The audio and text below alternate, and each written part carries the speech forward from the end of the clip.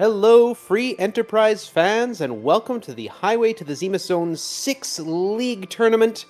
My name is Organ Mike, and we are being restreamed by Alchemy and tracked by Dakar Smash. And with me in the commentary booth is Rowdy Roddy Sniper. How you doing today, Roddy? Doing pretty well, Mike. Looking very much forward to this matchup here in the D Machine group between Big Dunka and Matik. Yeah, it looks like it should be a good one. We don't have the runners' records up on screen, but we've gone through, I think, 3 games so far, so they should have some combination of wins and losses that add up to 3. Yeah, both these runners are 2-1, so this is a pretty high stakes match for both of them as they're trying to get the get to the threshold to have a chance to get to at least to the tiebreakers to get to the bracket rounds. So very Yeah, that seems very pretty important important. match for both these runners. And we're seeing one of my favorite characters as a hero, one of my top 12 actually, Sid, going to be our hero for the race. That means that Sid will be locked into the party, will gain experience even if he's not conscious at the end of the fight, and should things come down to it, will have to fight by himself in the Ordeal's trial room, and will form our agility anchor for the entire match.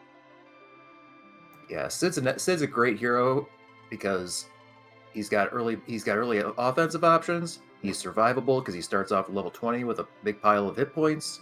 He can he's a pretty slow character, so we can take advantage of that to in the later games to do the agility anchoring like you pointed out, and help make things a lot easier. Sounds fantastic. And here we have a fine collection of goals. There are 8 goals out there for the runners. They have to complete 6 of them to get the crystal, which will allow them to reveal Zemus's true form and fight the last fight to win the game. As usual, we have Kokol forging the legend sword with the adamant. We then have completing the Tower of Zot. That will require the Earth Crystal, and will lead to 2 character checks and a key item. The vanilla ribbon room up on the moon. We'll need the darkness crystal to get there. King of the Town of Monsters, obviously we'll need underground access to be able to go there. Trade away the rat tail. We'll need a hook and a rat tail. Completing Cave Magnes, that may mean we might get to hear music this time from the harp. Burning the village mist with the package, and completing Cave Bahamut. So we got two lunar objectives up there, and if there's no key items up there, we could quite easily see those not happen at all. Yeah, the spread of objectives is pretty diverse. You know, other than those those 2 objectives behind the darkness crystal leading to the moon spots, there's potentially a lot of paths to victory in this seed. So might not see the bottlenecks we've seen behind certain key items like the Baron key or the hook. But all it takes is a couple of things behind that ribbon room as we are on our way. Yeah, and we will see who Sid is going to be traveling with today. The bright orange beard and the bard. The beard and the bard. Fantastic. And there's our twin harp, so we could be seeing an early Cave Magnus run. Yeah, I think you're definitely gonna see some looting first. Sid's gonna need a little bit of good gear to get through that spot that early because that's a little difficult, especially for just one character. Hoping to see a dancing dagger as well for Edward, so he could do some early damage. But enjoy seeing our bard because I've got a feeling these runners are likely going to want to try and replace him as soon as they can. And it looks like both runners are heading to Damsian to probably launch the hovercraft and check for the early treasures there. Yeah, the Min Tier 3 flag is on here, which means that our treasure chests are guaranteed to have at least Tier 3 items, which are generally pretty good. So the MCN has been a very, very fruitful check in these seeds. I see a black belt, not a whole lot else to catch my eye. But as I'm fond of pointing out, I'm not actually a runner of this at this point, so I don't really know what the best items are. But I think the only thing really of interest there to me, anyway, was a black belt. Our restreamer Alchemy and also our tracker Decker Smash have pointed out that there's an Ogre Axe for Sid, so that's a very strong weapon early game for Sid, as well as sets up potential grind options down the road. And also, Edward does have that Dancing Dagger, so uh, we've got some good offense. Well, that's a good thing for starting out. I missed the Ogre Axe entirely, so yeah. Alchemy saying that Sid can mostly clear the overworld at this point. Yeah, the Ogre Axe, excuse me, water, has pretty high attack power and also is better accuracy than most axes. So, great thing to have early on. That is not where you want to see a free fight. Matik found the water hag hiding in the waterfall at the watery pass. That's a lot of water. Meanwhile, Big Dunka is heading up Mount Hobbs, as is Matik. So, yeah, both runners looking to get that extra character, and that waterfall check giving the knowledge that if you see a blue robe elsewhere, that means that's the alt gauntlet, which is a very long time-consuming check. But this shouldn't be too long or time-consuming. Another freebie, King and Queen Eblan.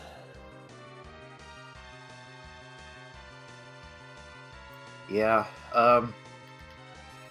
with that Ogre Axe, probably a little bit faster to have Sid fight through this, but eventually they'll just go through their spells and just go through their script and head on out of here. But gonna get Palom from this spot for both runners. That's nice to have. Very strong black mage, and gets powerful very quickly. And yes, as you pointed out, Matik will take a slight early lead by fighting the king and queen rather than letting them become conscious. Yeah, sometimes it depends on what you have. Sometimes this fight, is if you see this with an early king or queen of Feymark spot, you just kind of stand pat and let them do their thing. But when you've got an Ogre Axe and Dancing Dagger, you can shoot through it pretty quickly. Yeah, it's a few seconds faster, but smaller things have made bigger differences. So we'll see what if anything comes of that as both runners head back to their airship. Matik, of course, going to try out Fabul. I suspect Big Dunka will probably head that way as well. Good chance, Antlion and Fabul are kind of the first two checks. As Big Dunka is going to Antlion. Antlion is a little bit longer of a walk, so a lot of runners try to put that off till they get a source of exit. But if you're trying to counterplay people, and getting an Earth Hammer fort makes that walk makes this worthwhile right there for Dunka. That's another good option for Sid. And if you've got multiple enemies, the AOE quake attack that it has is a nice way to deal with it in this early game. We've got some dark imps guarding Fabul. We're not guarding, attacking. Speaking of that AOE attack, that'll be helpful for Dunka with that Earth Hammer. And we have Mylon Zed fighting, taking the place of the Antlion. I guess the deep ravine is rather full of sand today. Yeah, getting a lot of bosses that aren't too bad as Palom here using that tier 2 spell based on the early experience over in Mount Hobbs to get through this very quickly.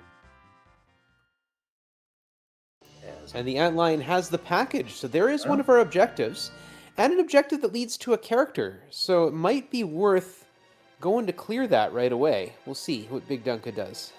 Yeah, since the Sand Ruby isn't an objective, if you don't think you're ever going to need to go back to Kaipo for anything, you can just do it and not complete the package chain as Matik getting through Fabul and getting the Tower Key. Tower Key, You may see Big Dunka just peek what the character is and make a decision from there. But obviously, if you get somebody like a Edge early on, that's very nice to have, and it does look like Dunka is at least going to check it, if not keep the cutscene going. We have a Dragoon, it looks like. And the Hand of Golbez going to burn the town. Yeah, it looks like Dunka is going to go through the whole cutscene, at least get the objective taken care of. Kane's not a bad character. Picks up some good equipment, and can use, as our restreamer's pointing out, can use one of the Super Forge weapons that Sid can get, and actually use it a little bit better than our hero, unfortunately for him. So not a bad character to pick up early game. Matik now heading towards the Antlion's cave, probably to do the same check that Big Dunka did. I would imagine you wouldn't go there just to duck in, grab a couple treasure chests, and leave. You come all this way, you might as well say hello to the host. Yeah, at least if nothing else, you saw Matic save out front. He could absolutely just, if you're going to do this check and you just don't like what you get, you can just reset out and not have to make the long walk back. But Duncan now going to go wrap up the package chain. Gonna see a boss that is going to be pretty weak in this spot. So be interested to see what's hiding here. Might be the way this seed's going. It might be another one of our free bosses, unfortunately. But it'd be nice to get something nasty to pull like Ogo Pogo. There you are. Or the meme that keeps coming up is maybe this is the Mist Dragon guarding an important key item. It's a lunar star. Yeah. That's not a bad one to take out of the pool. Yeah, you can. Matic getting his package as Dunka is wrapping up the package check, taking out these D-Lunars. They can be pretty nasty depending on the spot. So yeah, not bad to get them out of the pool at all. And earning a Dragoon for his trouble. I guess you just have to prove that you can take on dragons as well as a Dragoon can, and then they join you. Yeah. So, again, Kane can equip a lot of the same weapons that Sid can, so very good. And I think both runners have that Flame Spear that Matic just picked up, which isn't a bad early game item. And we get the Spear on Kane. Spear hype.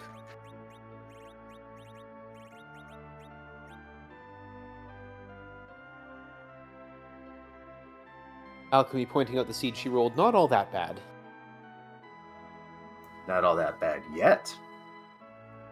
And we'll see who's resting in Kaipo here. That looks like a Vanilla Rosa.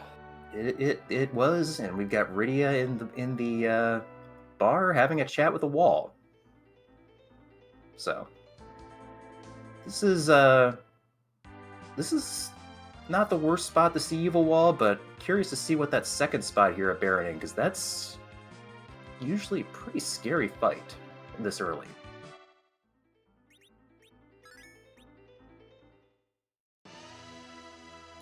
The wall goes down. And we have a Vanilla Karate hanging out in the tavern. Yeah, those punches are gonna hurt.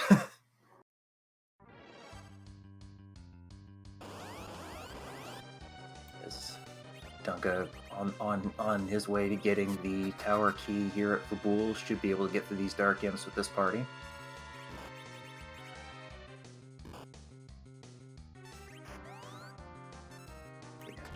Narrowcat in chat pointing out that we won't be able to take advantage of the ouch script that the karate fight normally has here with Paladin Cecil being able to hit him after the second kick. But just a matter now of this Sid being able to get enough damage up on the karate before time runs out. Sid's hitting pretty hard. Yeah, should be able to get through this. Might have to hit a cure 2 for a little bit of safety, but yep, there we go. Oh, there we go, yeah.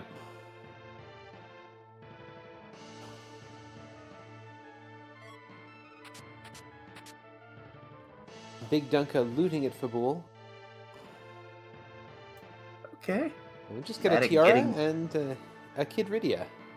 Yeah, tiara is an excellent piece of equipment for that Rydia, so if we get an early... we find one of the big summons for her, Sylph, or particularly Bahamut or Leviathan early on, that tiara is going to let her do some pretty big damage numbers very quickly. Well, I see Asura, but I don't know that I've seen anything else. Hey, You know, considering that we don't have a healer yet in this party, that Asura can go a long way, at least 2/3 of the time.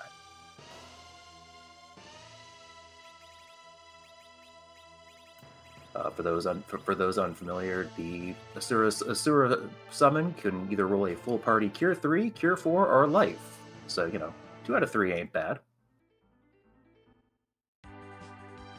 Wouldn't even be that terrible if it was life 2, but no, just gives you life. Just gives you enough hit points to be beaten back down again very quickly. And both runners doing some shopping. Matik seeing Thunderclaws here in the Village of Mist, and life potions and exits available in Silvera for Big Dunka. Both these are wonderful to have.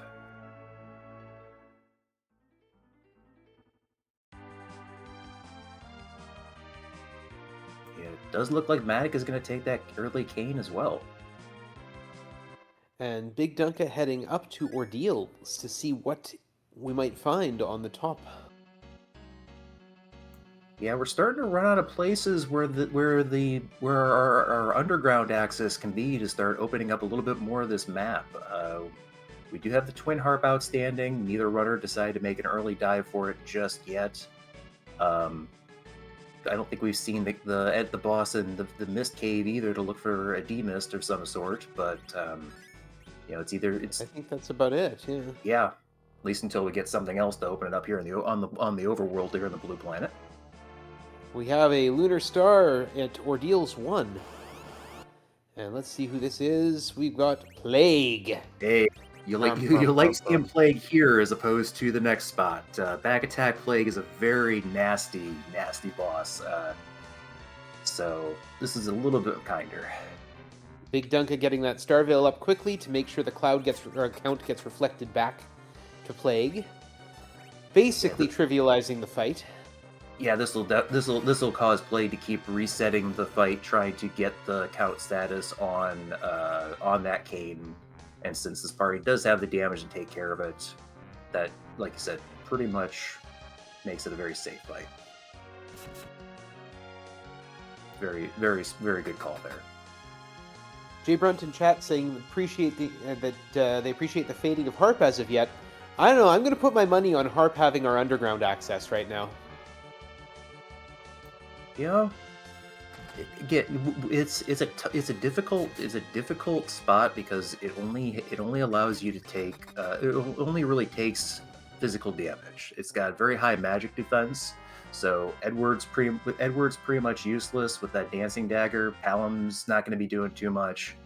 It really kind of comes down to the Cid and the Cane being able to do that damage.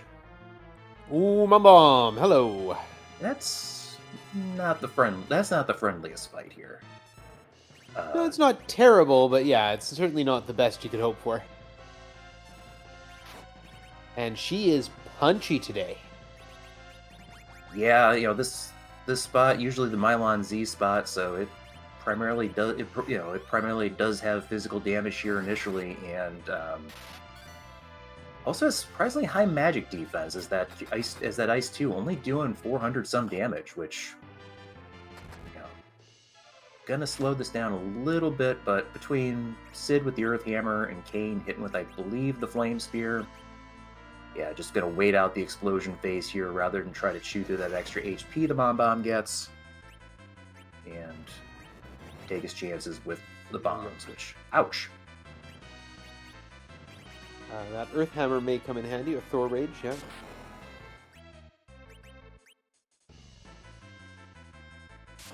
Yeah, Kane with the starting clinging... kit for the... Oh, sorry. I was Kane barely clinging to life here. But that's okay, I think we're getting through this pretty quick. Yeah, the Red Bomb shouldn't do that much damage to Cid, and yeah, just kind of punching through these. Making good use of the starting kit, having those 10 Thor Rages. It is they're just cast a lit 1, but they are a good way to get through some of these, get some AoE on some fights like this. As Dunka getting through the Mom Bomb, and Matik making his way up Mount Ordeals to follow in the footsteps. And we'll see how much that Rydia makes a difference. Probably not a lot since she's still level 1, but we'll see. Yeah, I think that's a good point. With her not having anything really to back her up, she's just gonna be. She may even just maybe even just that it may just let her get knocked down for a little bit and maybe try to get a slingshot later on. There's a rat tail. Not forward progression, but it is in fact one of our goals to turn that rat tail in. And Sid gonna have gonna be doing the Thriller dance party for a while here, as we have the Oh, we got gauntlet here in gauntlet. the Lunar changing room. I don't know. Knowing what the key item is, and knowing that this is here, part of me would be tempted to leave this behind and come back when I've got a huge amount of power and the hook, because I don't need that rat tail for anything right now. And being able to just sweep through this quickly rather than having to take all this time at it just feels like it would be. It just feels like it would be better to me. But I am not the experienced runner by any stretch. I mean, you're here. You've already done the first two fights. You have to walk. You have to walk out of ordeals. You can't use one of those exits that Dunka Right. bought in Silvera. So you've got all that travel time, and as chat's pointing out, you know, Dunka has the Earth Hammer, and just unfortunately not utilizing it to its full potential here, because that 200 to 300 damage that does would be enough to pretty much sweep each of these mobs, because all Gauntlet has 5 rounds of mobs taken from the local enemy pool, and yeah, Earth Hammer is really good, or is really good to have for these overworld gauntlets like this. So Yeah, support your local monstrosities.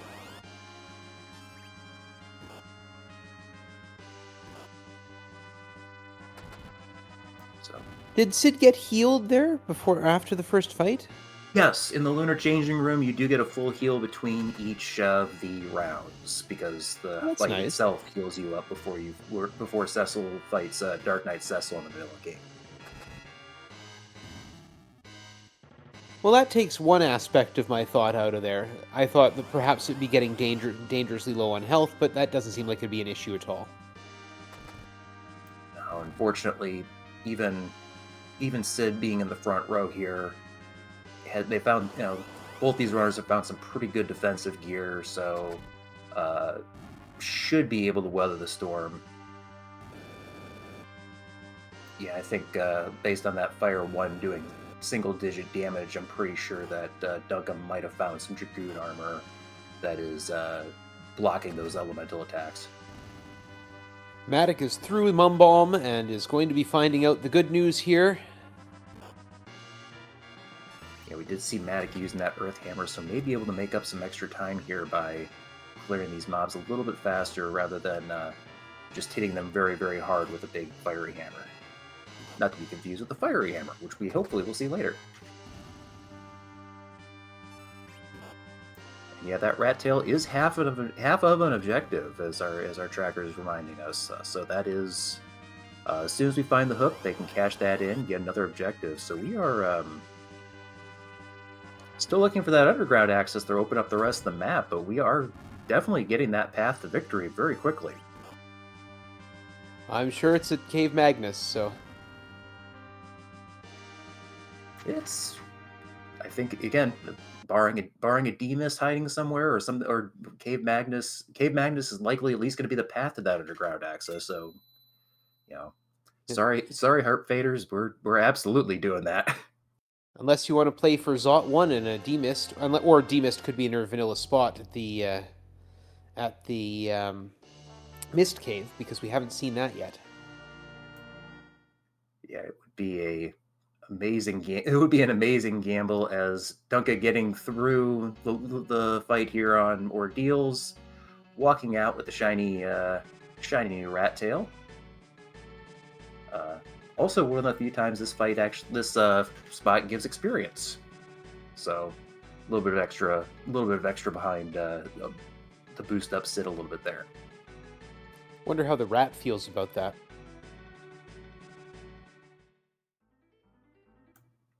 Yeah. I'm sure that they're squeaking by no matter what. All right, and Big Dunka headed to Baron, probably to check out Baron Inn, because Matik did that, because probably trying to do everything possible to avoid doing Cave Magnus or Tower 1. There is a key item here. We know it's just a tiara, but there's also a Rydia here, which does give the team 2 black mages. Yeah, like I said, we can.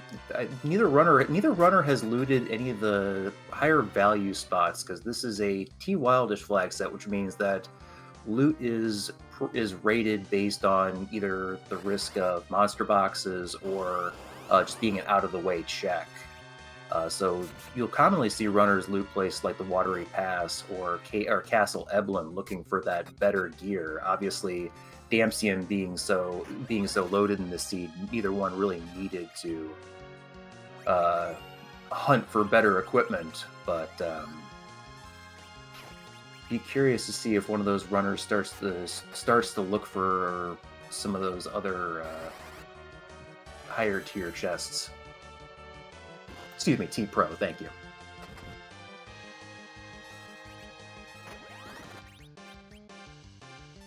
Matik, having claimed the rat tail, is now walking down the mountain.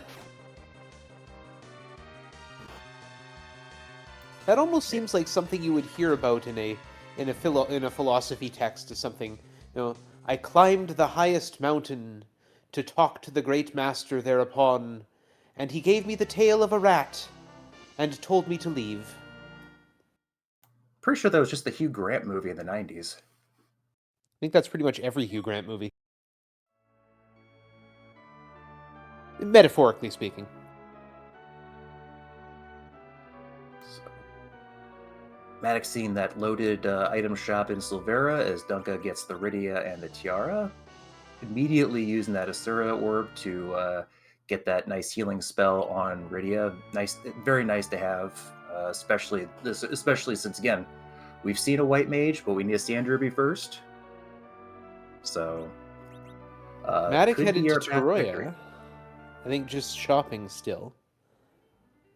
But...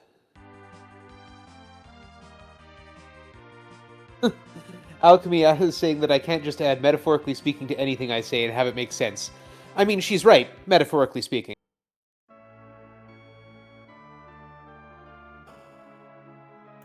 Well, literally speaking, those charm arrows are a very nice find that both these runners are going to run across, because not only are they the strongest arrow we can buy readily in shops here in the overworld, but they are good against many of the monsters in the monster boxes in Eblan, as well as silk webs as well. Very, very good item there. For the grind du jour for this tournament, the Mac Giant grind on the Giant of Babel. Toroya seems to be pretty loaded with the good stuff, including eye drops. Oh, you got to have your eye drops, otherwise, get dry eyes and try to save the world. That's just not going to work. And both runners heading to Cave Magnes. Yeah, you're going to do Cave Magnes before you look for that cheeky D-Mist at the Zot 1 check, because, yeah, that's a long walk and no guarantees of at least anything. So, did want to point out Dunka bought a bunch of mute bells. Those can help out with the Baron guards if we run across them, and it can also be used to get some experience out of those sirens that are in our starting kit on the Lunar subterranean by taking the Warlock fight.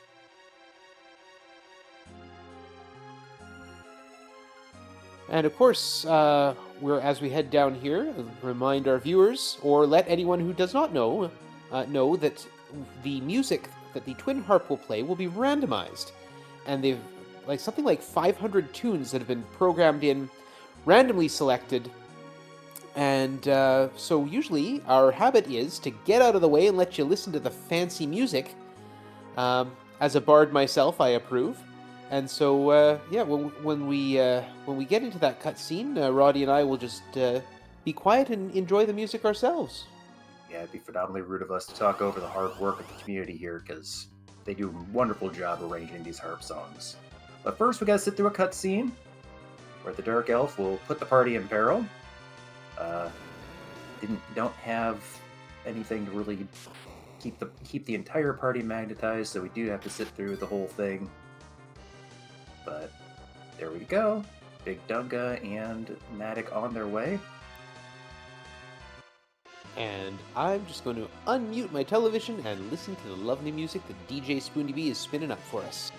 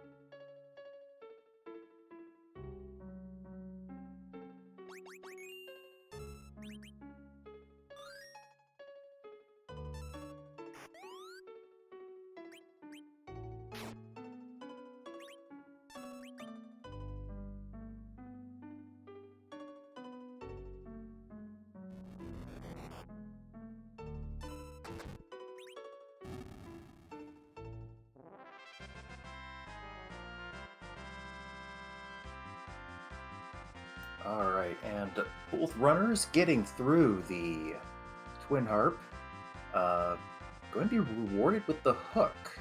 So there is underground access that we've been waiting for, as well as way to turn in the Rat Tail. Oh, and we just saw a check of the Mist Cave from Matik, and it is Wyvern. So there's a tough one out of the pool. But I think Matik is looking possibly for that missing Mist Dragon to see if we don't have to go through the Hook route. I suspect he'll go check the Rat Tail to see if that's what's hiding behind there. The Magma Key is hiding behind there. Yeah, So nothing else. Yeah, oh, sorry. No, go ahead. Yeah, you get the objective done. You don't know what's behind there. Getting the pass in your pocket is always a good thing. That'll let these runners cut directly to the Zeromus fight when they're ready to go. The pass also potentially means we could never see the moon. Also very true, which, you know, with this Only- party, Only 2 requirements up there, so we can leave 2 requirements behind. yeah, and with this party, Mac Giant grind is certainly possible. So, just if you just kind of want your Darkness Crystal to get up there and get your grind, don't have to actually step foot on the on the lunar surface itself. I do want to point out that both runners did a magnificent job during their Kanatsu fights in the in-cave Magnes, using using Lit Ones and those Thor Rages they started off with to scare Kanatsu, so he didn't hit them with the big wave attack that would have done a lot of damage to those mages and bards in their parties. So very well fought there. Yes, it was extremely well done. Big wave, of course, based on Kanazo's current hit points, so at higher hit point areas, that can do a lot of damage.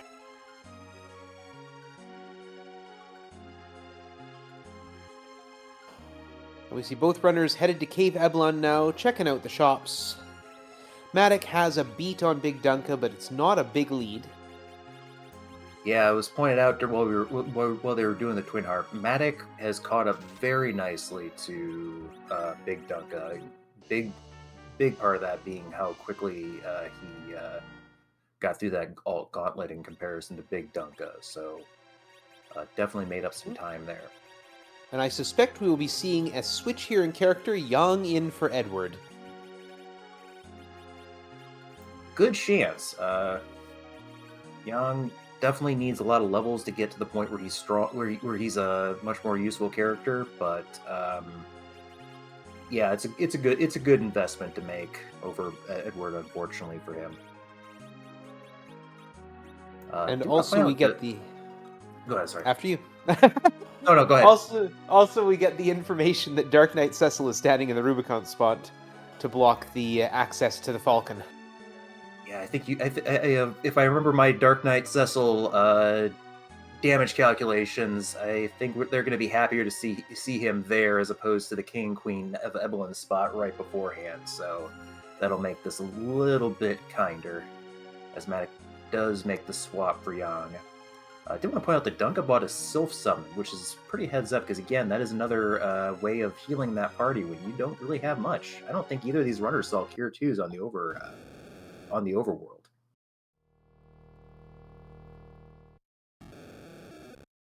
I have definitely seen the Dark Knight in the King and Queen spot block a couple seeds pretty nastily, so in the Rubicon spot he'll probably do less damage and hopefully give our runners enough time to keep themselves alive through the fight. Of course, we don't know who's actually in the King and Queen Eblan spot. It could be really nasty too. Yeah, the King Queen Eblan spot is usually, basically just a glorified cutscene, as we saw at the top of Hobbs. But for whatever reason, the game had decided just to say, hey, let's give this spot a whole bunch of speed and physical attack. So if we get something like a Baigen or an Octomam, that's gonna be spicy, because we don't have anything like a source of blink to protect this party at all. No source of blink, no reliable healing. Yeah, because I think Dunka has left that Rydia down, and does look like he's in the process of looking for some monster boxes, and finds the Staleman chest for that. Oh no, he did get experience on that Rydia, it looks like. Okay. Yeah.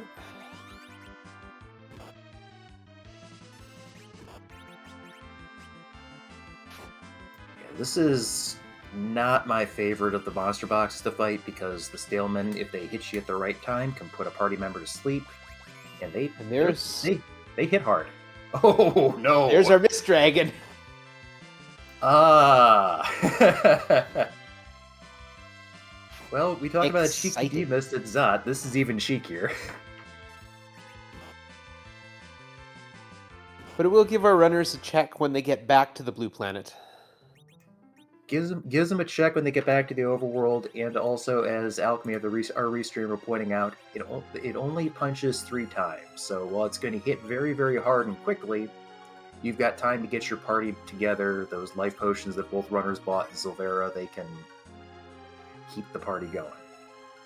And of course, at this speed, it's going to spend less time in its mist form as well. Yeah, so they're only going to get one or two attacks in. That Sylph probably being the best use of that time. You know.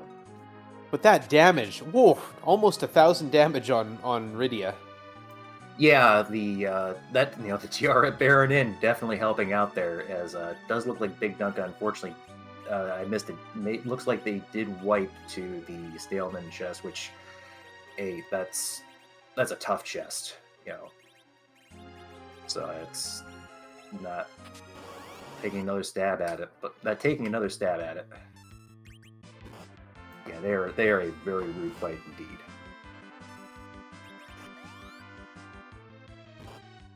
And Demist goes down for Matik, which will put him face to face with Dark Knight Cecil.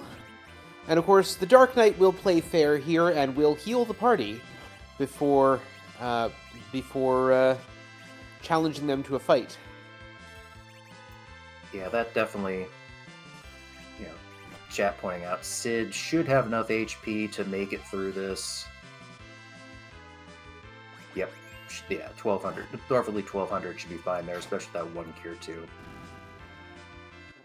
It was close, but there it was. Big Dunka getting through the Staleman fight. Did you catch the reward on that? Samurai Bow, I think. Not the reward you're looking for, but does get a little bit of extra experience to make the Dark Knight Cecil fight a little bit more comfortable, as Matik surviving 56 HP in a dream. You know what they say about hit points? One is enough. Yeah, no, especially in the Dark Knight Cecil fight, that holds very true. So long as you get through it, you're happy. Matik going to launch the Falcon, which is not a required objective in this particular seed, but has been in others. Wisely taking the time to peek what's atop of tower, since we do have the tower key.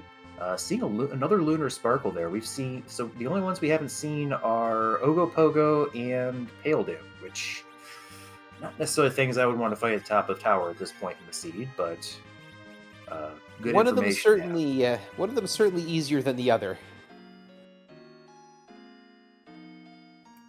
Yeah, and even Pale Doom, well, definitely kinder than the Ogopogo, is a pretty slow fight, because I think Palam's got virus, so he can help out, but it's just those counters for all the melee attacks they've got is just going to take forever. Matik heading to the Cave of Summoned Monsters. We know the King at the Town of Monsters is a required objective, so we're going to get an idea of who that might be and what sort of damage they're going to do to the party. And it looks like Dunka is going back and looking for the 4 Mad Ogre chest here in the Tower of Babel, which again, just trying to get a little bit of extra experience on there. May not feel totally comfortable. Probably more worried about the King Queen Eblan fight rather than the Dark Knight Cecil. And did I hear an Earth Crystal as the free item at the Town of Monsters? Yeah. Got another objective to go do, so... Dark Elf is the king, and Rubicant, or possibly the 4 Elements, as the queen at the Summoned Monsters. Yeah, the amount of leg is TBD, but yeah, we're a Darkness Crystal from Go Mode, and I'm sure that's got Matik right now kind of going a little nervous, because this is a very quick Go Mode for this type of seed. Big Dunka, meanwhile, has found the Mad Ogres and is currently beating them up to the best of his ability, and is performing life glitches on them. So this is clearly an experience grind. For any who don't know, when you use Life 1 or a Life Potion, it returns the target to life with 5 times their Vitality stat in hit points. No enemies have any Vitality stat. Therefore, they come back to life and immediately die again, giving you credit for a second kill. Yeah, very beneficial, very beneficial glitch for getting as much out of as we can out of these encounters to just maximize our experience gain. You'll see that in most of the grinds that these runners will do on the Giant of Babel, taking advantage of that to just speed things up very, very quickly. That being said, these ogres are being quite rude to the party and not letting Big Dunka keep his spellcasters alive. So you will get credit. Yeah, you will get credit for 7 ogres there instead of just 4. And Palom did get Quake, so there's something. Yes. We're going to go check Sheila 1 with Matik here. Yeah, Dunka moving very quickly. I missed that. I missed that reward again. I was looking at the other screen, I'm afraid. Okay. So Sheila 1 tells us Luca Key. That could be an interesting spot for the Darkness Crystal. It could be. Wouldn't be surprised to see Matik go and check that. It's a long walk down, but once you do it, actually probably be checking that D-Mist as well while he's up here. It's a long walk down, but if there's nothing there, you can just reset out and not have to worry about finishing it. Concussed Gamer in chat pointed out that the Mad Ogre reward was a Silence Staff, which is a pretty nice piece of White Mage equipment. Yeah, it's great for that Mad Ogre chest. Wait. Yeah, Silent Staff does quad damage to mage enemies, including the Mad Ogres, as well as gives 10 willpower to a spellcaster, so would have been nice to have in that Rydia. We have Go Mode. Oh, Darkness Crystal behind the Mist Dragon. That's and how many key items are we sitting at for these runners? 8 looks like? I count 8. Well, 8 for Matik. Dunka has not got there yet. Yeah, Luca and Tower Keys, Earth Crystal and Twin Harp and Package, that's 5. No, 9. Because we got the Rat Tail. Does the Pass count there? Pass does not count as a key item, no. Okay, then we've just got 8. So we've got the Pass, whatever. I'm not sure what that top thing is. I should know it. And the Darkness Crystal there.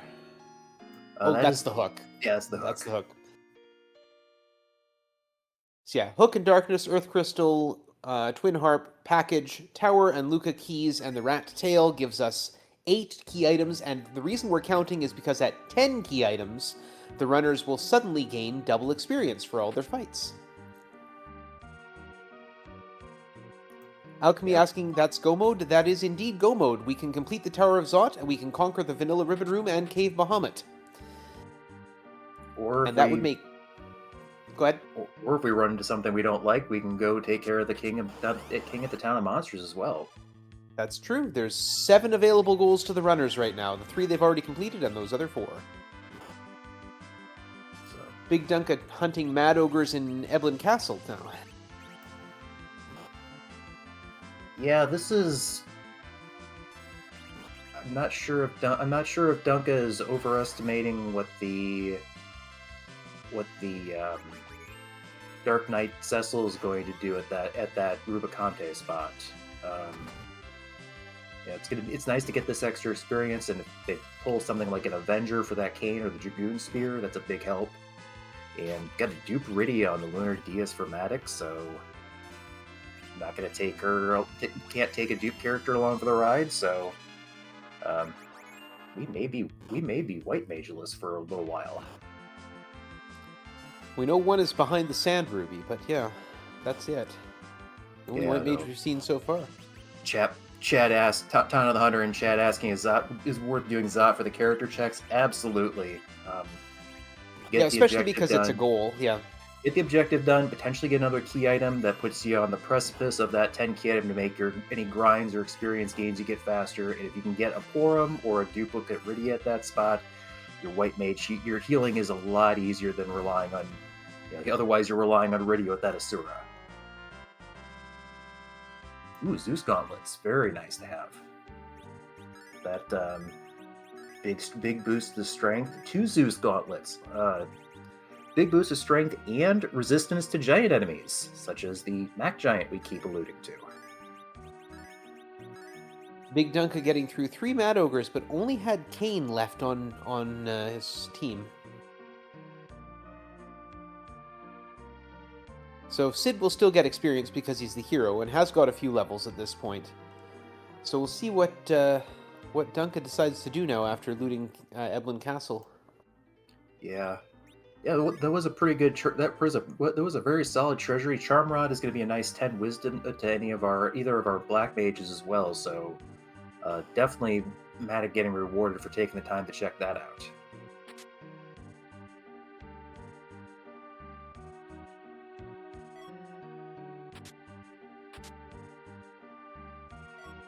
I think that's the 3rd Asura orb I've seen in this seed. Yeah, the nice part, you can only use one. But they are generally pretty good sources of income on the income. So, especially if I don't think Matic really looked for items in the underground. But if we can find like Cure 3s, that'll definitely and I think that was a 4th one. That'll allow Duncan to buy a lot of those healing items and provide another healing solution should we be starved for a white mage for much longer. Matic about to show us who is hiding in the Magnes sisters spot at Zot 1.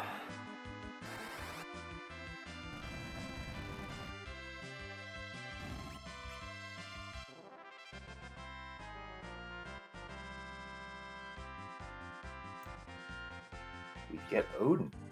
So I do believe that I do believe that both these runners have a Thunderclaw. So should be able to make short work of that between the Lit 2 spells and that Odin being 4 times weak to lightning. And yeah. Oh, looks like Matic even setting up a slingshot out by taking out Rydia here. Good call there. Definitely suggests that he's looking towards the looming grind.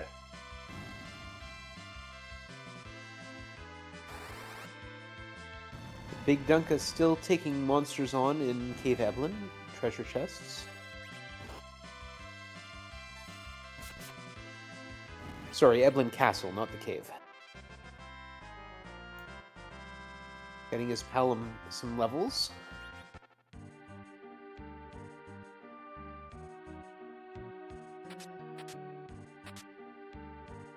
A white spear for that Kane, yeah. Yeah, no, that's very nice.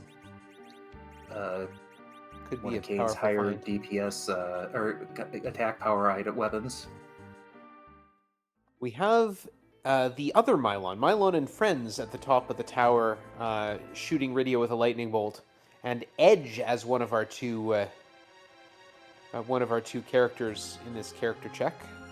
And I know that Matic found a full moon to back Rogue Glitch Edge, so he can take advantage of that, and also a ninja sword in the treasury, and there's our white mage for the seed. The other twin. So it'll be interesting to see who Matic chooses for this party.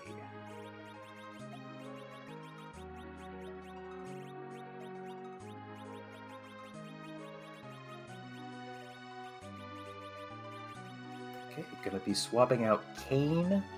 Just the Kane for the Porum, not taking the Edge. I like this. Yang is very strong. I like Yang in this flag set quite a bit because, Edge is very gear dependent. He has the one ninja sword, but really likes to have another heavy hitting ninja sword to do that top end damage. Where Yang just needs a good level grind to get very powerful, particularly with I think they have 2 cat claws. So, and we have elements at top of tower. So that means we have full leg waiting for us, waiting for the runners, or at least maybe not. Probably going to be very disappointed that they're not going to come talk to him. Rubicante down at the Queen spot. Yeah, looking to get those slingshots going.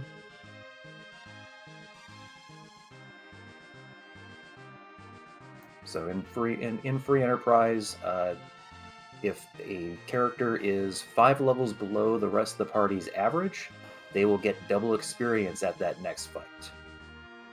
So, The fire is coming out Ooh. hot and heavy, and Matik cannot take the heat. yeah, that's one of the problems with the Valvala spot here at Zot too. Not saving after the Odin spot. That's unfortunate. The magic attack is very high because the game wants those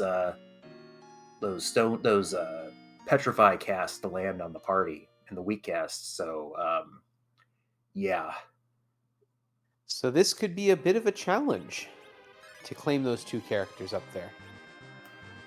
yeah, we'll see what approach Matik takes. I think there was a Blizzard Spear at some point. I know that Edge has an Ice Claw, so it could just be a matter of making sure Yang stays up and getting that though.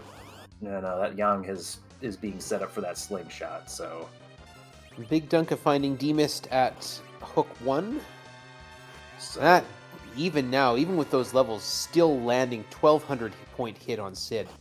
you know, the Just attack brutal strength there. the attack power there is no joke.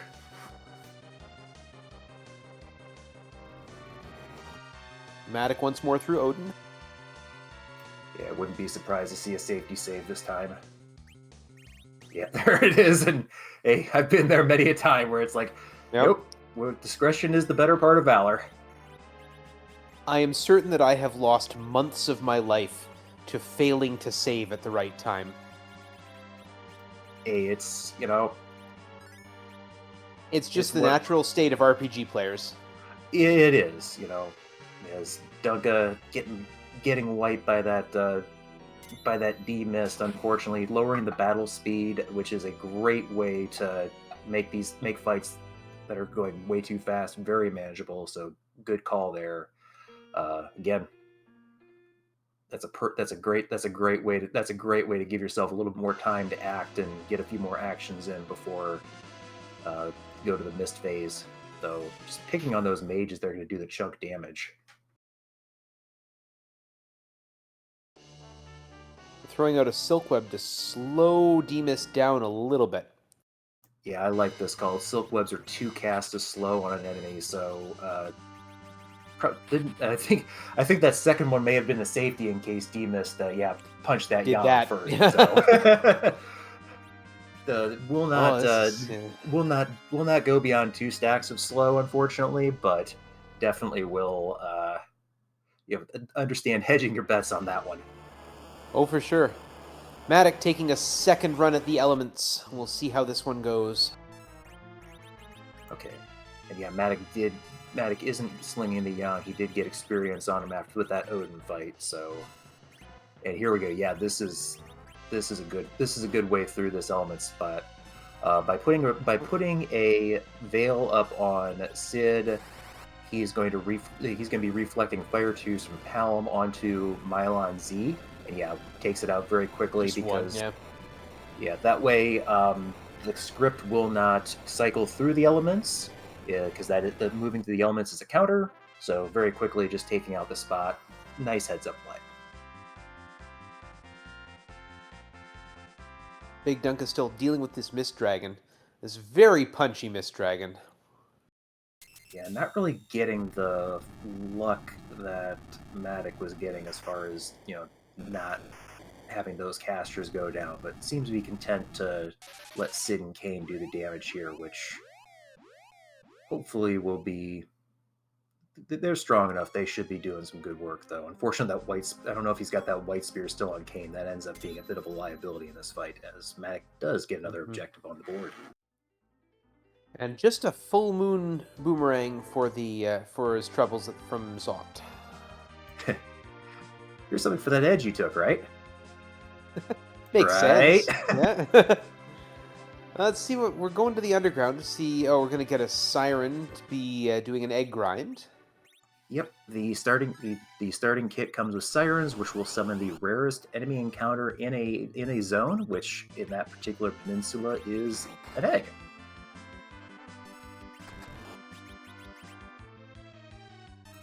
And if all And a things couple go kids, according,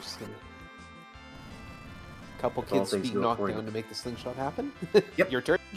Yep, sorry about that. And making sure that Quake makes sure we don't see the yellow dragon inside the egg, because that's pretty scary. Yeah.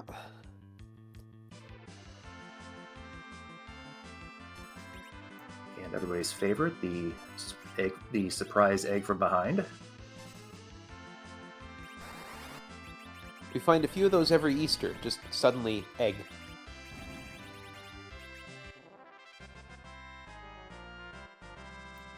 You know, metaphorically speaking.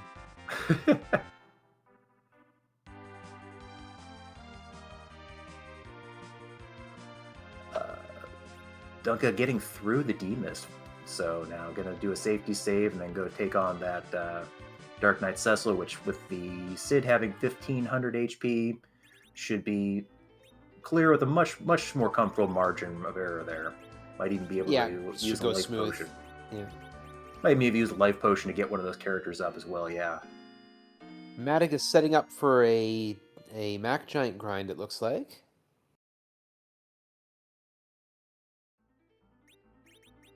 And Big Dunka going to find out that justice is not the only right in this world.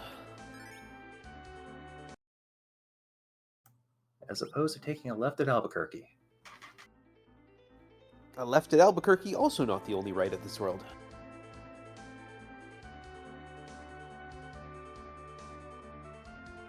So, Matik doing a little dance on the overworld, taking account of the number of steps between encounters. The community has done a wonderful job of figuring out what encounter seed you are on based on the number of steps you take and before you see an encounter. So Matik has a encounter that will be able to allow them to manipulate the fights to get the machine giant grind after a certain number of encounters. Looks like that was one of the ones where it's an either or and having to reset and start over.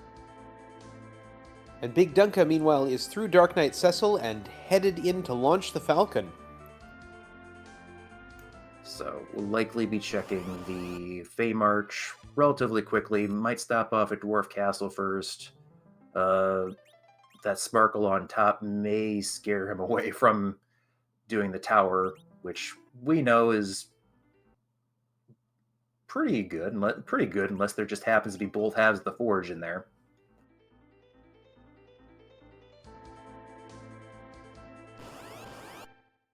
Matik still looking for the fight. Yeah, there on the Mac Giant chart in particular, there are a good number of fights. There are a number of encounters that when you see it after that many steps, it just says reset and try again, because you're not going to get it. You're not going to get it for a while. And yeah, once again, just the RNG here not cooperating right now with Matic, unfortunately.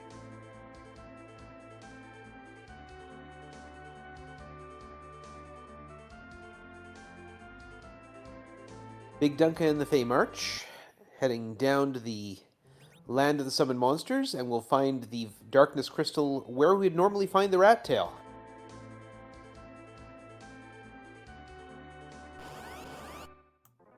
Yeah, which we know will be the path, which will be the path to go mode. Certainly one potential path to it. Yeah, with the extra levels, may decide to take a crack at that dark elf, but or might go and do the tower while he's down here too. Yeah, could be some divergence here. Darkness at D-Mist, yes, my apologies. Thank you, Descartes.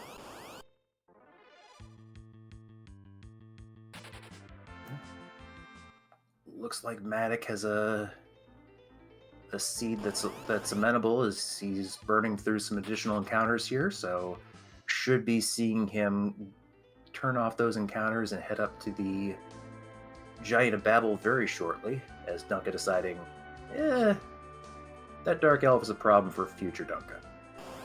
Dark Elf later. First, we're going to see what the Job Dwarf is jobbing. What are the many things that... Illusions. That's nice to have, especially for that Mac Giant grind. Illusions are a cast a blink. on a character they can use on themselves. So very nice, very good way of keeping people nice and safe. It looks like going for the free heal here. I don't blame him at all. Yeah, this pot here at the back half of Dwarf Castle is a great thing to keep in the back of your head. Saves you the cost of a cabin.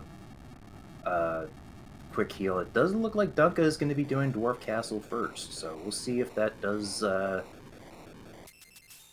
give at least half the forge. There's also another character here, which may be on Dunka's mind. That is Valvalis.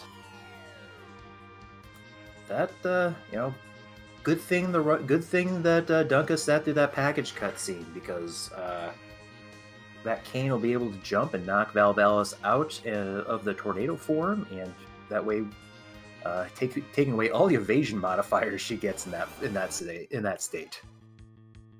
And Matik has found his searcher and is going to start beating it up.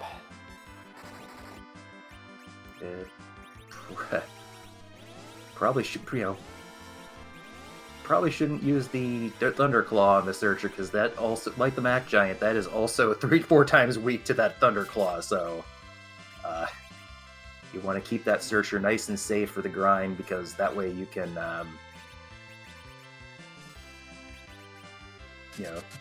keep going rather than have to restart the fight. Though do like using that Silk Web there to slow the Mac Giant. That'll keep it from taking as many actions, allow him to get that party back up. There we go. That's a much safer. That is a much safer single way damage to storage. Yeah. And as I'm fond of pointing out, it was only once I started commentating this tournament that I realized that Mac Giants were machine giants. They weren't just Scottish. Yes. The lack of killed is your first clue, but one of the wonderful translation choices they made to make up with the try and match the character limit.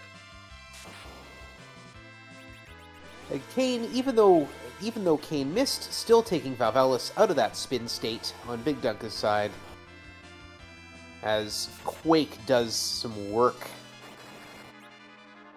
And we see Azura out to do some healing, also doing work. Yes. Alchemy, our restreamer, asking that the slow stays in the spot of the Mac Giant. That is correct.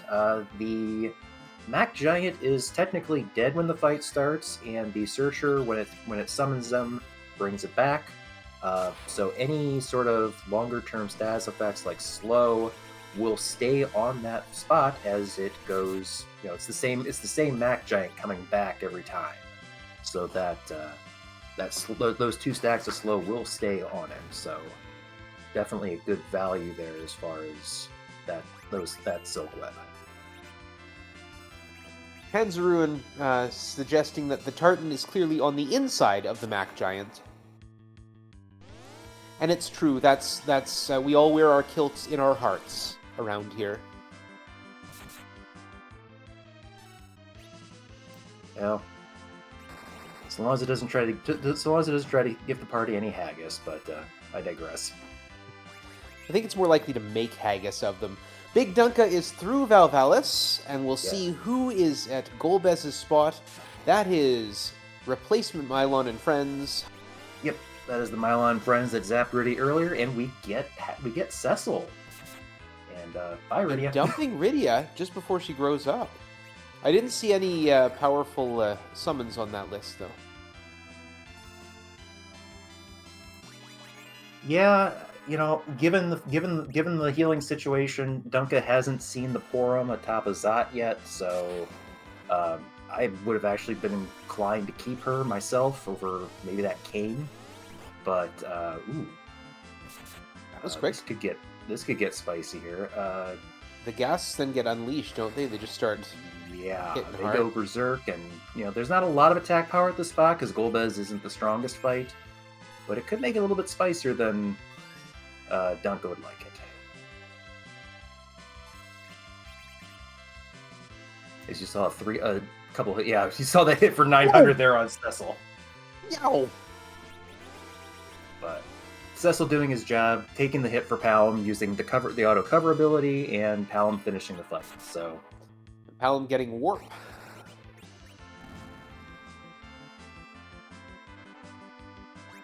Which would be extremely useful if the Darkness Chamber glitch was available to our runners, but it is not. yeah, I think the only two glitches available in this flag set are the life glitch, which you've explained very succinctly and well, and the back row glitch, which means that if you equip something that has the weapons that have the back row status, you don't lose it, even if you take it off. Matik finishing the grind, getting 500,000 experience, slingshotting those two low-level kids. And we got the magma key on Luca's necklace. Well, that's not particularly useful, but thank you. It is a key item, so if That's true. Dunka will, will get the darkness crystal.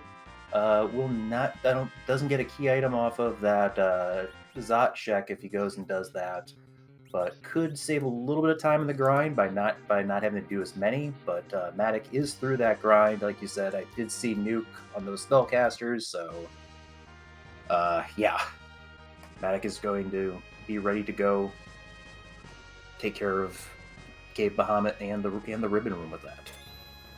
Big Dunka doing a bit of shopping and equipping his newfound paladin. Crystal armor is very nice for Paladin Cecil because it is very strong defensively. If you're not going to be, the only downside with it is that it blocks the Berserk spell. So if you're using him in offensive capacity, it sort of goes against that. But if you're just using him to protect the party, then that's a great piece of gear to have, and plus it sells for a lot. And Matik, not hesitating, has gone up to the moon and is sitting outside Cave Bahamut, equipping his party. Yeah, with that experience, everybody's those casters have their big spells. The downside is this is depending on the boss here, this could still be a bit of a pain because it it hits very hard physically. So, but that blink with Porum having blink alone, that should give a little bit of help there. We've also seen a lot of pretty scary bosses taken out of the pool. Evil Wall isn't there, Wyvern isn't there, Golbez. So, there's... it's probably not going to be too bad, they said, knowing that it could be very bad. What could possibly go wrong? Big Dunka getting the Darkness Crystal, so they are now in go mode. So. We're not even going to peek at first, we're just going straight in, says Matik. And we've got... oh, indeed. So... there's Golbez. It is time for the Golbez Comedy Hour. Did see a ribbon on Matik's side, so if that's been equipped by one of these characters, that'll block the death attack, the instant death attack used by the Shadow Dragon, but yeah, is going to just sit here and get paralyzed and go through the cutscene here before trying to take out this Golbez.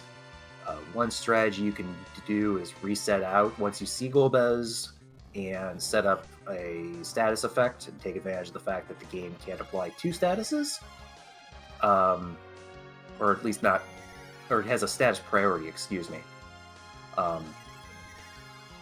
But with this power, probably not necessary. Well, we see Yang and Palom remaining up. We'll see if we can get off a reflect cast before Golbez takes them apart with magic. Yeah, and Golbez isn't doing that much taken apart anyway, not here. No, this spot has relative, despite the fact this is the Bahamut spot, which zaps you with Mega Nuke, the magic attack here isn't that high because you can because Mega Nuke by itself is ridiculously powerful, so they didn't give it that high of a magic attack. So the Lit 3 still tickles quite a bit, but You know, Big Dunka headed to Zot. Yeah, Matik did have to leave that Golbez fight. yeah, getting set up with the status effects, getting those casters, getting the casters on side so they can still use their magic spells, getting Piggy on the melee fighters so they can do their full physical damage. Basically, set up very nicely no matter what. That'll also let them get a Star Veil up before the spells start happening.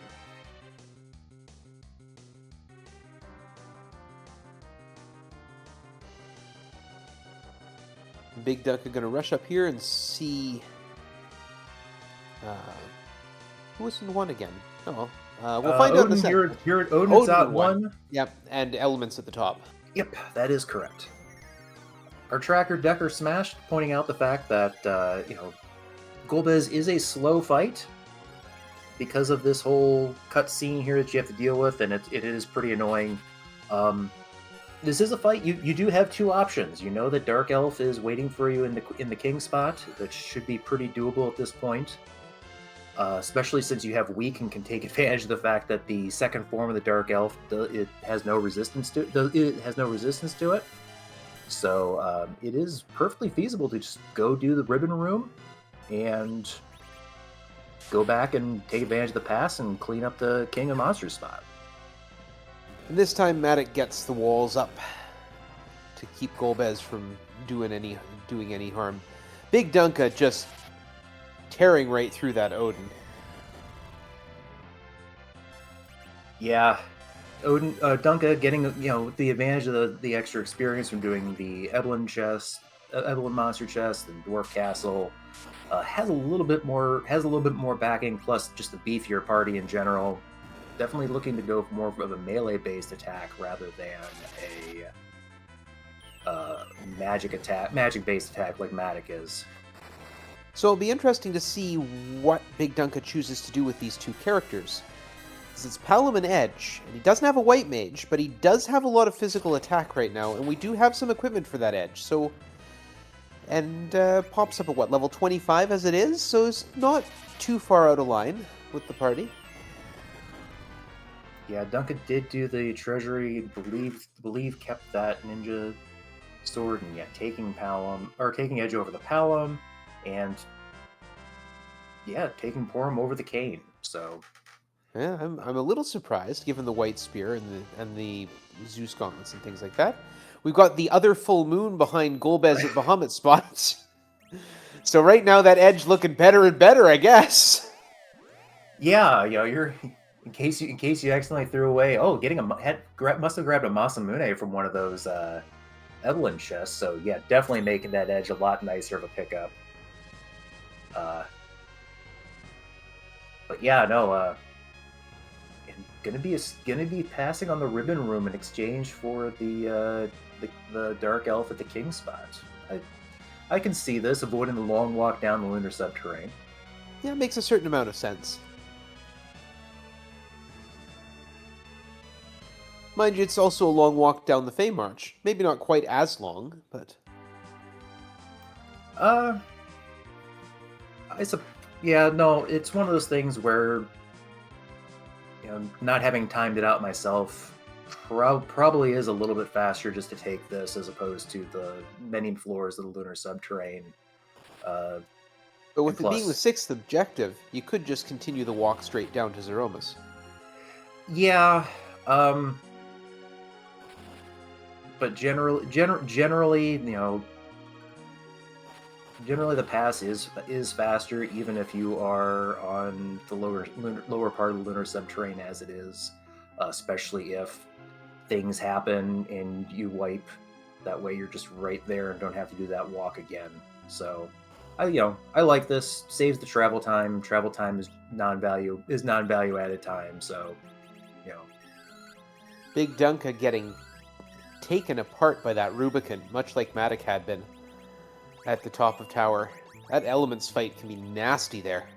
Yeah, the fact that Rubicon just hits you with those waves of fire attacks, and it is a fast spot as well, especially for the overworld.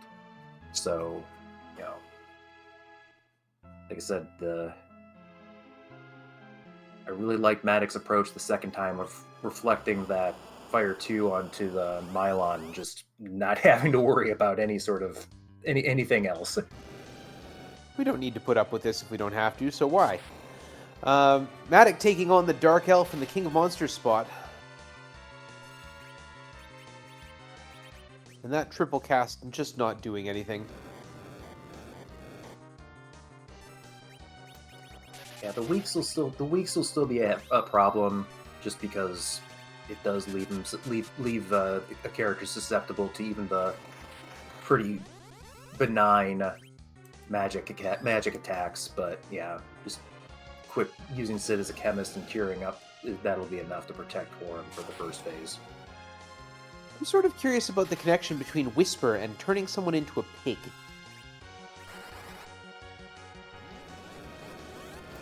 Oh, and here comes the nukes. Yeah, this is the benefit of a mage party. You can do lots of damage. You can do lots of damage in nice big chunks.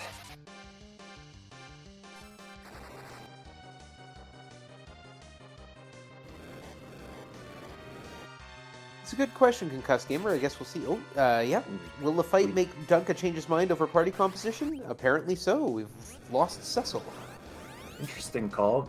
Cecil loses a lot of his offensive capabilities thanks to the T-Pro flag set, making it harder to get those big holy swords that make him so powerful as... But, yeah, I still like Cecil personally for the defensive capabilities, especially if you are planning on doing a Mac Giant grind. He can cover the party and just make the fight go a little bit faster. But, makes sense to keep your casters as well.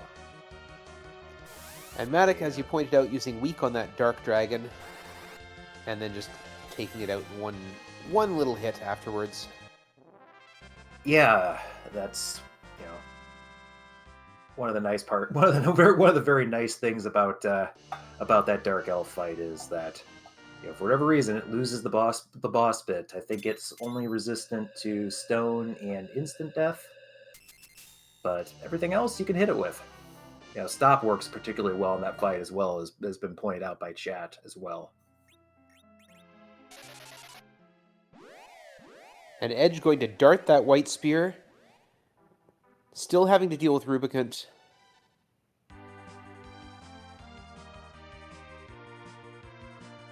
But that's enough damage. Yep. With another, just to finish the fight right there. We don't have to see Kinatsu or Valvalis. Yeah, if you do enough damage before the script triggers the the change to the other two fiends, you skip them. But Matik, realizing they're double parked.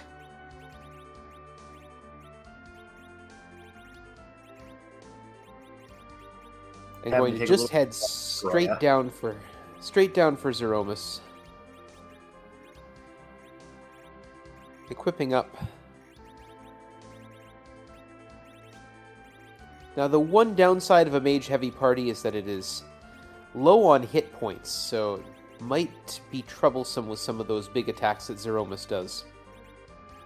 All these characters are over 1200 HP, so long as Matik can use a spell or item like the crystal on Zeromus at the right time as he's queued up a big bang, that'll cause him to lower his spell attack so he can counter, and then he doesn't get a chance to increase that spell attack before the big bang. So that 1200 HP is kind of the magic number, the max number that he can do. So if he can keep the big bangs nerfed, it should be safe.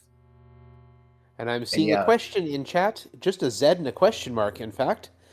So, for those who don't know, Zeromus is far too dangerous to be randomized into the pool of bosses. So Zeromus has to stay down here in the middle of the moon.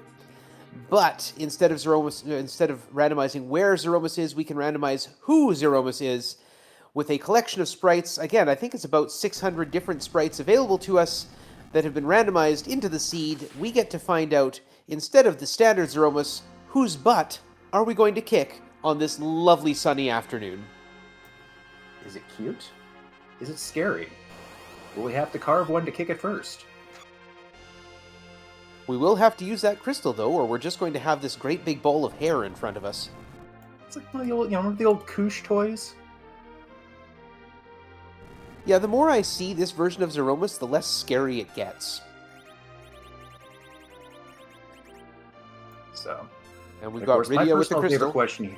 Sorry. I was just going to say, we've got Rydia with the crystal. Yep, got it queued up. My personal favorite question is chat going to have to bail out commentary because we don't get the reference. Here's the pitch. We've got explosions in blue and white. True colors emerging. We're hearing a grrrg.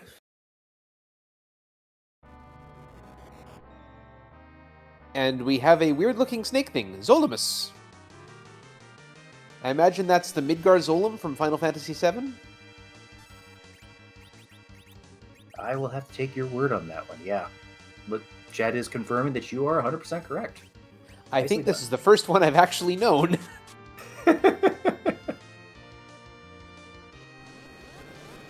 Matik using that Silk Web to trigger a counter nuke, which will blow up one of his spellcasters and lower Zeromus' magic power so that the Big Bang that's incoming will not do as much damage. Yeah, that's okay, because I don't think that Palom got nuke, so not going to be to his full effect. I think I saw him get white during that or weak during that Dark Elf fight. So not the worst option, but Fire 3 is still pretty helpful when you're doing reflect strats like this.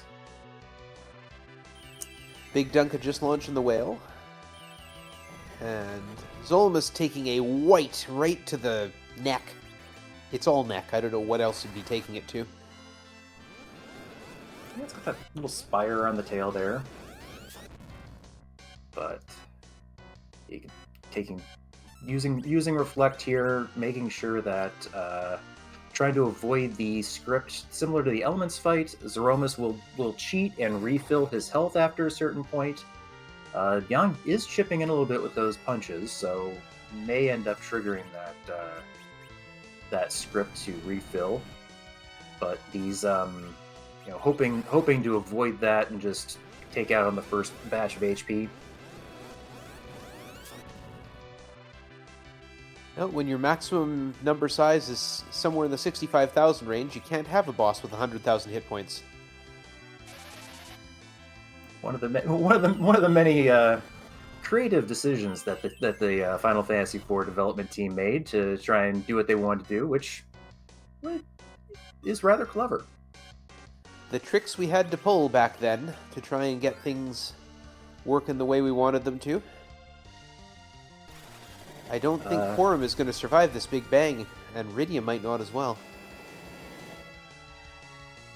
Ooh, that is an unnerfed Big Bang. You can see the difference. You can see the difference if you can get that spell cast lowered. And the nice part about the first Big Bang is that it's very generous in that window as far as setting that spell power.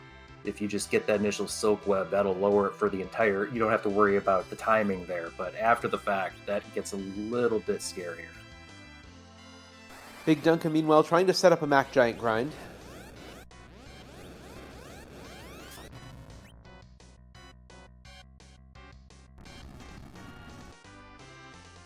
Another shake. Oh. That's... Good. The elixir's going to keep Yang alive, but I don't think anyone else, even nerfed, would survive this. Yeah, oof. Ooh. So this is one of the challenges of the hero flag set, and also one of the other flags. We've got the no cursed ring flag. Agility is calculated based off of your hero's agility, and that is a wipe from Matik, unfortunately. So you can slow down enemies such as Zeromus based on your hero's agility relative to the rest of your party. Don't really have that much gear to do so. We can't lower Sid's agility that much. I don't even think we saw one of the dwarf axes we talked about earlier. So I don't recall seeing a dwarf axe. No, I didn't see the stats screen where I Concussed Gamer asking the question. I was just going to ask, what was Sid's agility? I don't recall seeing Matik go into the status screen to see that. It's probably in the mid-teens if I remember, based on this level. But yeah, it's not where you normally would want it. And even with that flame whip to give her 5 extra agility, Rydia is not in one of those. Not at the RA1 level where it's 2.5 times that agility number. So. Yeah, Zeromus is going to be going pretty quickly. So Matik going in for a second shot. Big Dunka finding a Mac Giant, but not a Searcher with it. Yeah, that this is something that I have my own struggles with setting up the Mac Giant grind, and yeah, having to resetting and trying again, just making sure that you count correctly is it's easy to miss a step or miscount. That's something that's actually one of the reasons why I sat this tournament out, because me and these counts just don't get along. Yeah, doing a lot of games myself that require a lot of counting, I can easily see how that's simple to mess up. Fortunately, when I mess up my counts, it's usually not nearly so vital. Yeah, We've got Gurg again. Go ahead. Yeah, Gurg on Matik, and Dunka does seem to have a seat he's looking for. He's happy with, so gonna take another stab at that Mac Giant grind.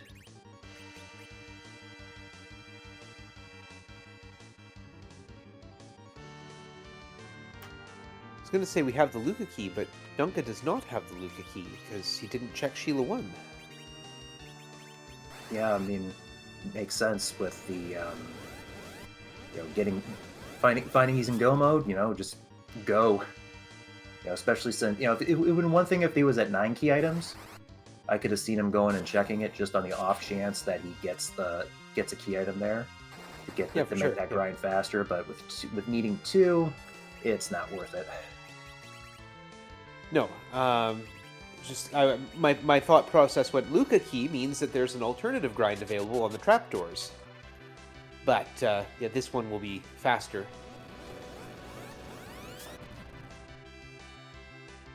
Matik, meanwhile, is once more setting up for reflect strats on Zemus, and I think about to take an unnerfed Big Bang again. I hope not, because yeah, that Sid is pretty low on HP. Normally, Sid at max can survive it no problem, since the max is roughly, I think, 2,800, 2,600, somewhere in that range. So if Sid were fully healed, he could handle it, but yeah, definitely in the danger zone if it is unnerved. Sid took a nuke already, so maybe that nerfed it. Maybe I'm just misplacing my timing, but oh no, that looks nerfed. Did get a nerf. Good. It was Sid what took the nuke though. Big Dunka coming in to check Bahamut Cave. We'll find Golbez, which actually is a doable fight. Thinking about it, he's got Star Veils. All he needs to do is make sure his characters survive the initial onslaught, and away you go. Yeah, since Golbez only attacks with magic, so long as you can get that party going, so long as you can get that Star Veil up and do physical damage to finish him off, or magical damage in that sense. This isn't a spot where you can let Golbez do the work, unfortunately. You do need to end the fight yourself. Yes, but Matik seems to have a much better rhythm now that Alum didn't take that early Big Bang, getting that extra damage, and that is it. There's the crack. There's the crumble. Zemus takes the tumble. Matik going to the pay window here on Free Enterprise. Good game, Matik.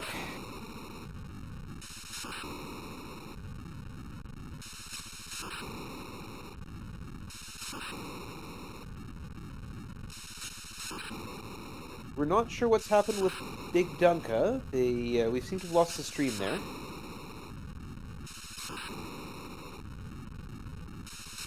Oh, and it seems that Big Dunka has decided not to continue the seed and just to forfeit out.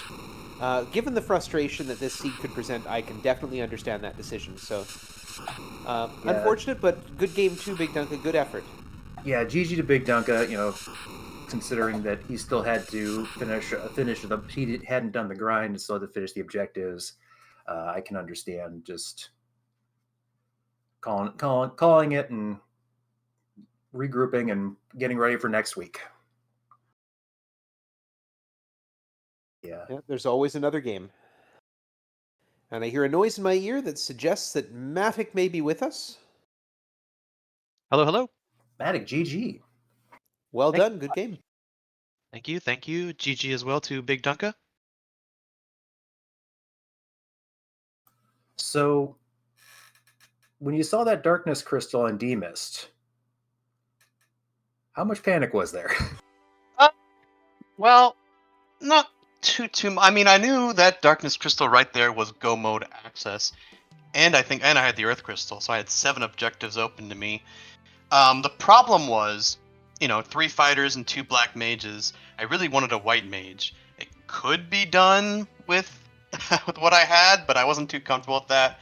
So I kind of went hunting for a white mage, and didn't find it on the moon. So I knew, well, I'll just do Zot. It's an objective anyways. I'll knock it out. I won't have to go down to the ribbon room. It'll make sense. And I did that. And this seed, it was a pretty interesting. I mean, this seed had the potential, I think, to be 15, 20 minutes faster. It has a very zippy potential. And I did a couple of pretty big goof ups here and there, unfortunately, including taking a wipe to Zot to the elements. Elements, Rubicante's magic damage at the Valhalla spot. No joke at all. I was trying to bypass his form, but I didn't get quite enough damage. So I lost a little time there. But I did finally find that white mage.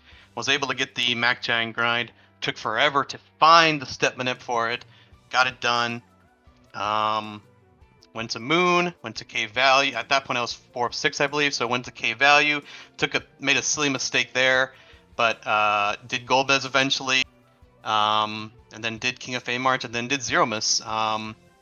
The Zemus fight, I knew was not going to be. I just kind of wanted to go for it, but I knew it wouldn't be great. I had 2 casters, one with nuke, one with white, and Palom. He just had the lit 3s. He wasn't quite up there with the nuke, and a very, very fast Zemus, since I had a Sid hero. No agility manipulation gear whatsoever. At least I don't believe so. No dwarf axe. Nothing to get him above the threshold to get Zemus to RA2. So I knew it was going to be a little rough. And I did take that wipe. And the second go around, lowering the battle speed a bit and getting a bit more of a favorable first counter nuke. And possibly with that first wipe, I think it could have been prevented. Maybe I could have made some smarter decisions. I kind of just went for it after that second and third big bang. And I think one more nuke would have done it, one more direct cast nuke. But just couldn't. The speed just was not quite there. So I'm a little annoyed that happened. But I learned from it, and it is what it is overall. When it comes to the end there, and still got it done. And that second Zemus attempt was insanely clean. It's just like, what happens when everything goes according to plan, and that's kind of how it happened there. Yeah, well, it's just a good solid reminder that even after you've done your grind, and even for an experienced runner who's doing quite well in the tournament, Zemus is no joke. Yes, I definitely agree. Zemus still, causes me concern. Even when you have a bunch of strong casters getting ready with the reflect strats, still things can go wrong. Obviously, it is, there is definitely an RNG mechanic to it with the counter nukes in particular, and you just have to make solid decisions with each turn that happens, especially if you're trying to burn them down. And, most of the time it's a fight where you're just like, I have to finish him off before he finishes me off. So you really have to make very tight decisions a lot of the time. So I do agree with that, definitely. So this Any- win does put. I'm sorry. This keeps happening to us. You go ahead. Your turn. So this win does put you to 3-1. So congratulations on that. How are you feeling going into the last week of the Swiss rounds? Well, I'm glad I won, yeah. But I'm nervous. So obviously, this is my first big tournament. So, I'm looking through the list of other players in my pod. Some really solid players here in the 3-1. That are, it's going to be a very very tough fight trying to notch that fourth win. So, nervous but determined. Gonna keep pushing along and see how it goes, and having a great time as well. Well, yeah. Good luck with that. Thank you So much. And go ahead. any thoughts on that opening with Sid and Edward and then Twin Harp? What went through your mind when Edward popped up as your second character? I was like, oh my goodness, not you again. No, I'm just kidding. Everyone loves Eddie.